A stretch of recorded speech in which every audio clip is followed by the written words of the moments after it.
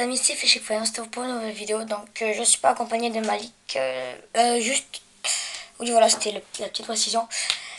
C'était pour vous parler des montages texans et des montages tête plombée. Donc je sais que beaucoup de gens savent le faire, mais pour les gens qui suivent et qui ne savent pas le faire, eh ben il est urgent de savoir. Donc avec un shot comme ça, c'est plus dur. Ok. Donc on va le faire sur un shad. On va l'enlever d'ailleurs.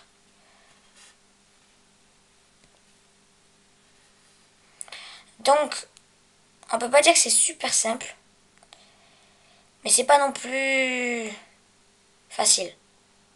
C'est pas facile et c'est pas super dur non plus. Au début, je croyais que c'était quelque chose de l'enfer. On va commencer par la tête plombée, mais en fait, c'est facile.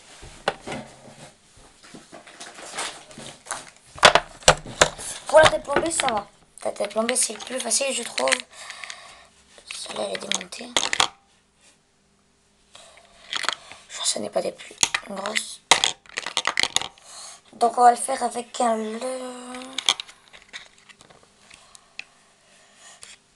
Ouais, on va le faire avec cela.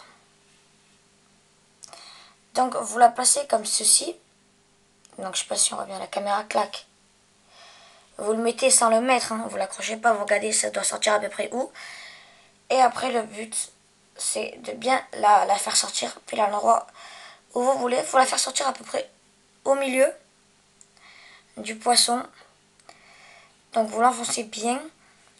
Des fois, la tête a tendance à se plier, mais elle va pas se casser, c'est souple, c'est fait exprès. Et il va falloir le mettre là où vous voulez. Moi, je conseille plus au milieu. Donc, c'est un peu la même chose en texan, hein. Peut-être c'est pas la même méthode, mais c'est quasiment le même truc. Et hop, vous l'enfoncez. Donc la bouche, en fait, doit aller sur le fer. Et voilà, elle est mise. Voilà. Là, c'est grand. Et on a notre leurre souple plombé. Avec une tête plombée. Voilà, donc ça, c'était pour les leurres souples. Enfin, les leurres souples. Pour le montage tête plombée. Et on va voir pour le texan. Ouais. Donc il faut des hameçons de ce style. Donc un hameçon texan avec une tête plombée, on peut le faire, mais c'est pas adéquat. Avec un hameçon comme ça, un hameçon texan, donc du coup, ouais, je vais toujours reprendre ce leurre. Donc du coup, vous devez le mettre comme ceci, donc le ventre là et le dos, on va dire là-bas. Et l'hameçon, pareil, va ressortir sur le dos. Donc va falloir l'enfoncer au milieu de la bouche, donc par là, et le faire ressortir juste ici. Donc il va falloir le piquer et le faire ressortir comme ça. Comme ceci, voilà. Donc après vous le faites passer, vous le faites bien passer, si je l'ai bien fait, hop. Et là vous dites qu'est-ce que c'est. Et ben en fait il va falloir le tourner. Et là du coup c'est largement plus simple. Donc vous allez voir comment vous voulez le mettre. En plus c'est des hameçons, c'est des leurres où il y a un espèce de... Le ventre il est un peu ouvert. Et donc du coup on peut facilement mettre l'hameçon. Il va coulisser dedans. Donc j'ai une paillette bleue dans le truc. Bon, vous allez le mettre comme ceci. Et vous allez voir que ça va ressortir comme ça. À peu près. Pour pas que ça s'accroche dans les herbiers. Voilà à quoi sert l'hameçon texan. Donc vous allez voir pareil où c'est que ça va ressortir. Donc vous essayez de le mettre dans le ventre à peu près pour bien calculer tout. Et donc du coup vous allez le refaire sortir. Donc des fois on peut s'y prendre à plusieurs fois parce que des fois ça marche pas du premier coup. Donc vous l'enfoncez. Clac.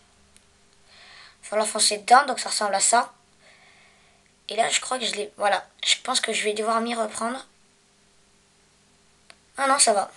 Et donc en fait il y a l'hameçon qui doit être ici, qui doit ressortir. Et en fait dès que le poisson va mordre, avec sa bouche il va appuyer dessus. Clac, ça ressort. Et là... Et là comme je vous dis, regardez, ça s'est bien enfoncé dans le ventre.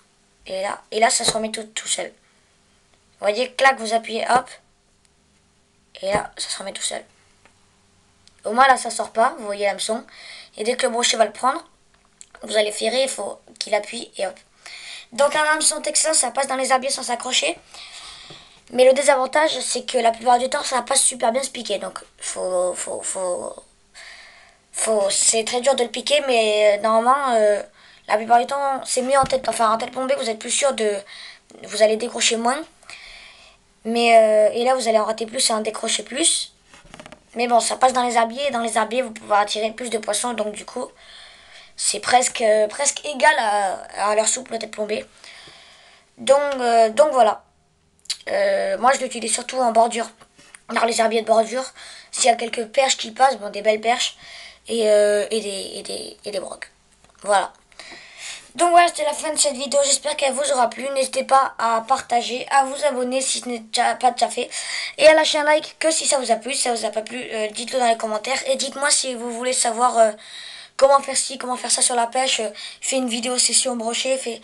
Et dites-moi en commentaire ce que vous voulez que je fasse. Et on verra. Donc voilà, c'était le montage texan et le montage tête plombée. Donc on se retrouve pour une prochaine vidéo, j'espère au bord de l'eau en faisant le maximum de fiches. Et donc je vous dis